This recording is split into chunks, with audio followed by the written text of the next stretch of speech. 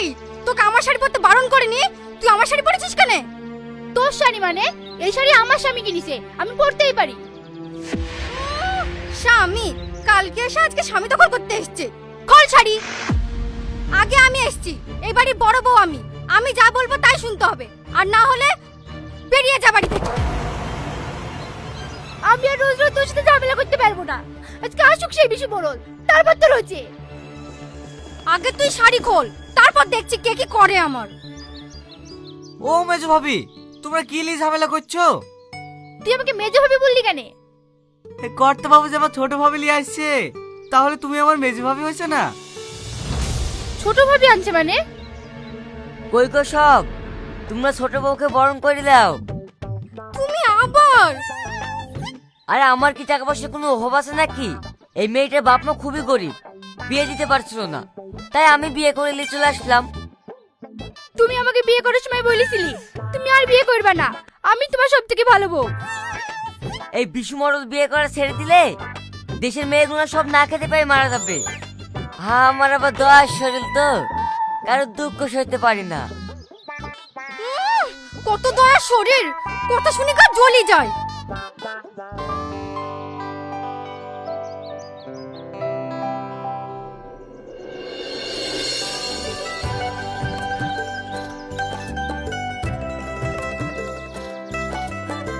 এই সালমা, ওই দেখতে শাহিন আসছে। শাহিন সবসময় ওই লোকটার সাথে থাকে কেন? ওকে দেখলে ঘৃণা লাগে। ঘৃণা লাগবে না, ওর নজরই খারাপ। বাড়িতে 3-4টে বউ, আমাদের দিকে কেমন করে তাকাচ্ছে দেখ। তোর শাহিন আবার তার সাথেই বেড়ায়। তোদের কথা, শাহিন যেন আমার হয়ে গেছে। তোদের দুজনের যে ভালোবাসা একদিন না একদিন তো হবেই। আমাদের যখন বিয়ে হয়ে যাবে তখন ওই বুড়োর সাথে থাকতেই দেব না। হ্যাঁ হ্যাঁ, তোর ভালোবাসার আজলে ওকে বেঁধে রাখিস। তাই রাখবো।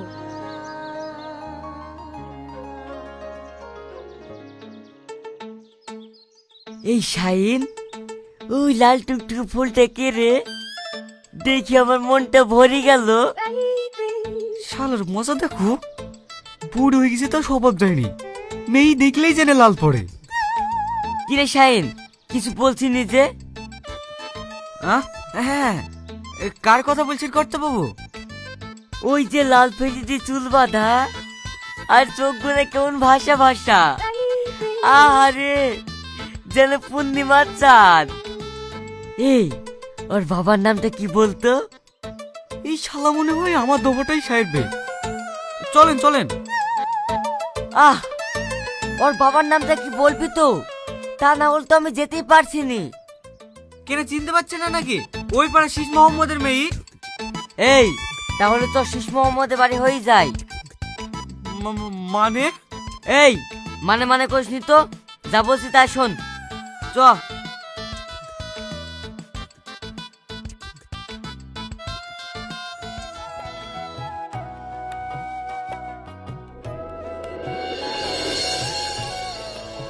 চাচা বাড়িতে আছেন নাকি? চাচা। আরে মোড়ল মশাই, আপনি হঠাৎ আমার বাড়ি? আসুন আসুন। ওগো, দেখো কে এসেছে, চেয়ারটা নিয়ে এসো।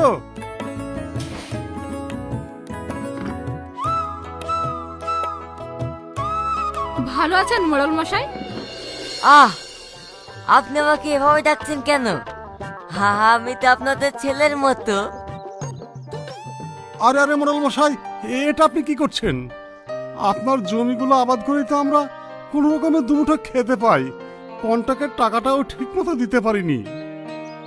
এবারের ফসলগুলো বেচে আপনার টাকা শোধ করে দেব। কর্তা বাবু, তাহলে হিসাবটা বলি। থাম, রাখতো সব।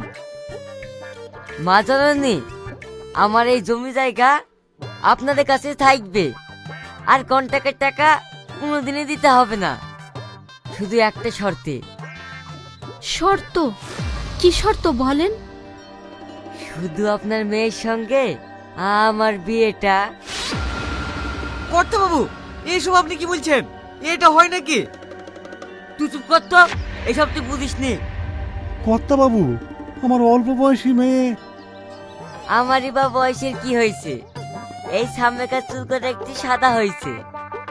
আমার সাথে আপনার মেয়ের বিয়ে দিলে একেবারে রাজধানী হয়ে থাকবে, আর আপনাদের তো কোনো চিন্তাই থাকবে না। কথাটা আপনি মন্দ বলেননি, ঠিক আছে, ভেবে দেখছি। ভেবে নয়, আমি সামনের শুক্রবারে বিয়ে করতে আসবো, আমি যেন নিরাশ না হই। চল শাহিন। শালা ঘুরি ফিরি আমার পেছনেই লাগলো।